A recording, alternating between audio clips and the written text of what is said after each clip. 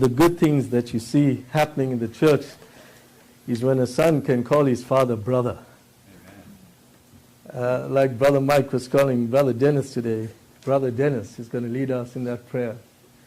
It's such a wonderful feeling. I don't know if you ever get to... I enjoy that, really. It's very much because the kind of relationship you have with Jesus.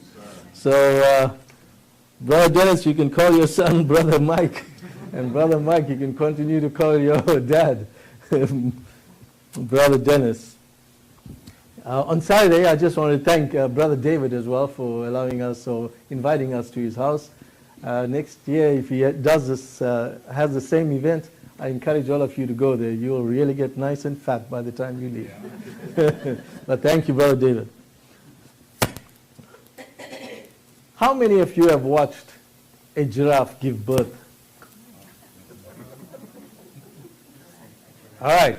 Okay, if you ever get a chance to watch the Discovery Channel, you will notice that when a giraffe gives birth to a child or their baby, that baby will fall down like 10 feet from the womb. 10 feet. It lands on its back, and then it rolls over and tries to get its feet underneath the body. Then, this is the most funniest part of all. You just try to watch it stand. And man, it really struggles and battles to stand. It's like some drunk giraffe or so. I mean, that's how it is. But eventually, it does stand. And the most unusual and the most weirdest thing happens. The mother kicks it. So, it falls down. And then it rises up again. Comes back to the mother. And the mother kicks him again. And at least it's done for a few times. And you know, the purpose for that is to enable the young giraffe to be very careful and to be always on the alert, to be always on its feet because of the predators like lions and hyenas that are around. And so you will find, if you ever watch National Geographic and wildlife, you will notice that many times it's the younger giraffes who are faster than the mothers or the fathers. But it's very interesting. But then, of course, as they grow bigger and bigger, and eventually they run just as fast or just as slow as their parents did. But that's the reason. You'll notice that the giraffe then falls down, gets kicked, and then tries to rise up from the ground. I think of one character in the Bible that's this way. You probably figured it out by now. His name is Joseph. At least 3 times he was kicked down. He had fallen, but he picked himself up. He rose again. He is first betrayed by his own brothers. His own brothers kicked him, and he was down on the ground.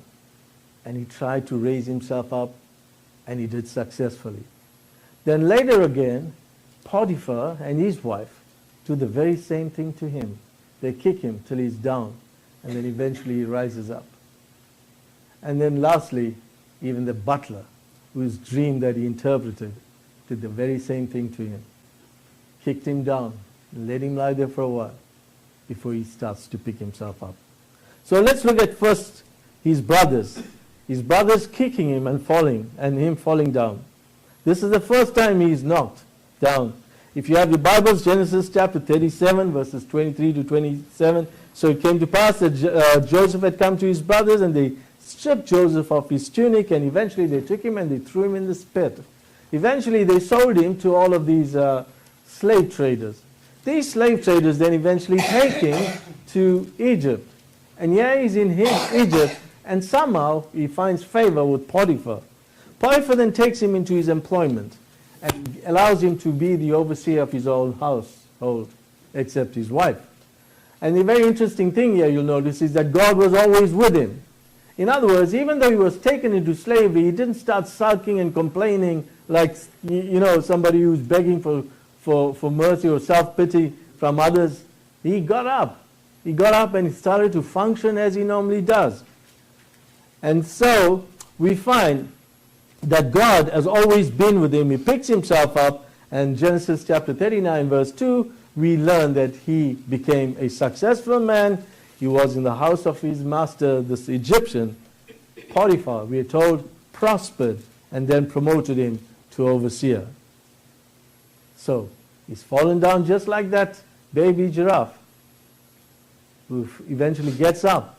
He does the same thing here as well. A similar kind of scenario.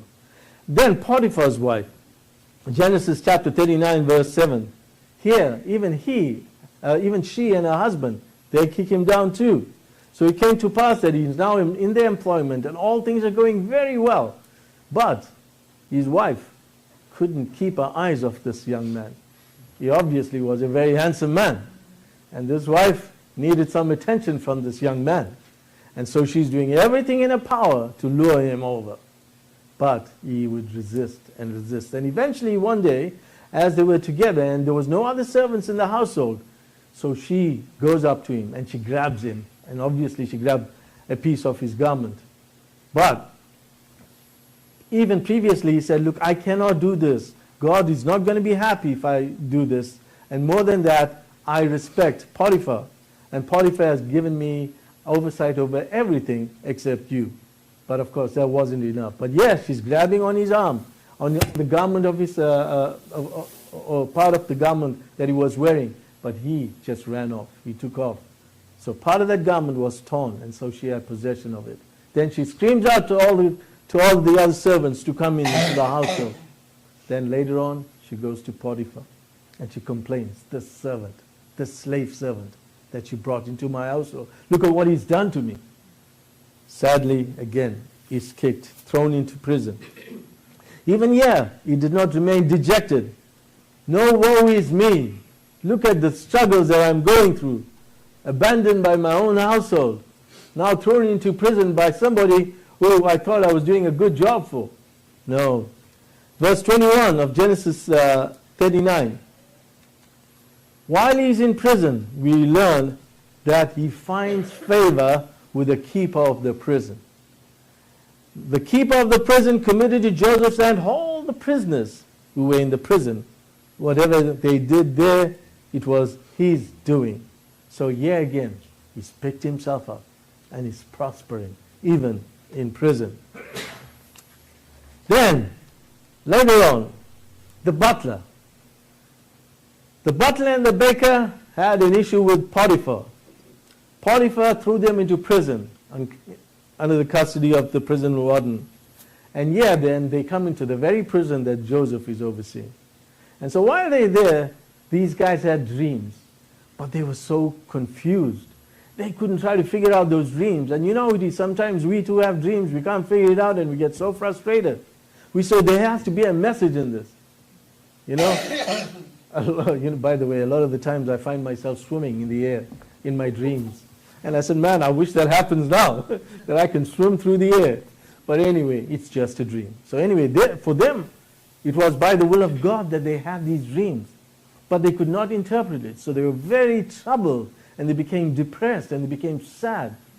Now Joseph isn't going to go up to them and say, look, I know you guys are sad. Well, I'm also very sad. Look at my past. No, let's worry about you. This is an art of overcoming depression. When you are depressed, when you are sad, go and help somebody else. You take the focus off you. When you take the focus off you, then you are there to help somebody else. You enlighten them, you put a smile on the face, and when you see a smile on the face, your spirits are uplifted. It's just the way it is. So here then Joseph goes up to these two guys, okay, tell me your dreams. And so they tell him their dreams. So this was the eventual interpretation. He said, the butler will be restored in the kingdom, but the baker after 3 days will be hung. And that happened exactly. But you know what Joseph told the butler? He said to the butler, but remember me when it is well with you. Don't forget me. Remember the kindness I showed to you. Make mention of me to the Pharaoh and get me out of this house. For indeed I was stolen away from the land of the Hebrews, and also I have done nothing there to be put into this dungeon. Everything we learn happened according to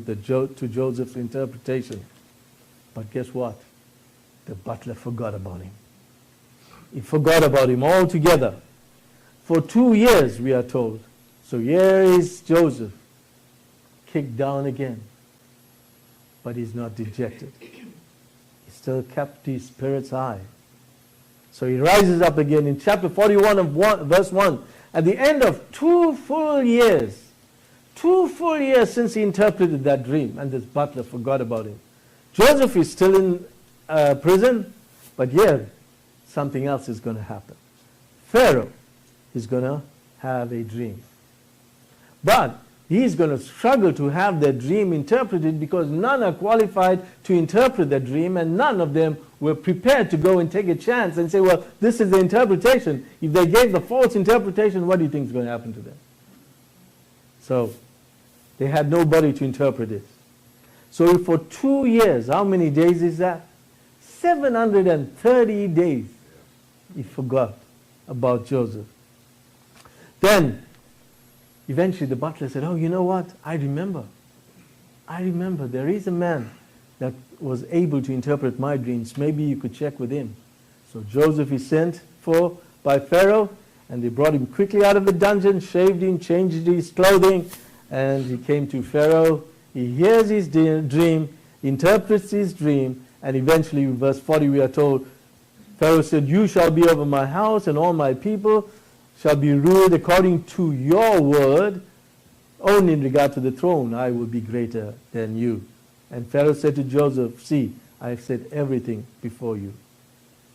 He was knocked down 3 times. He fell 3 times. But he was never dejected. He was never said, woe is me. He rose again. He rose again. See, we may be going through a similar kind of situation right now, where we're knocked down. And I want us to take a lesson from Joseph. There is a reason for all of this happening. God was preparing him for a greater task. And if you are going through a struggle like this in your life, and you kick down, and you're struggling to get up, forget about woe is me, get up and see what can I do for the Lord. And you watch how things will start changing. Remember, when you go through these things on an ongoing basis, God is there. God is preparing you for something greater.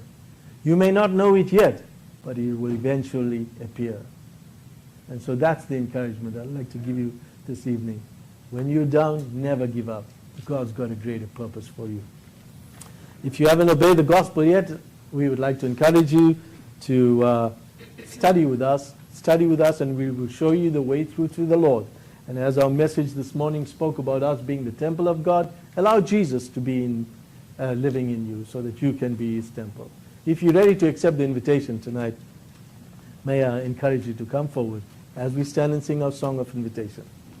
There's a great day coming, a great day coming, there's a great day coming by and by, when the saints and the sinners shall be parted right and left. Are you ready for that day to come?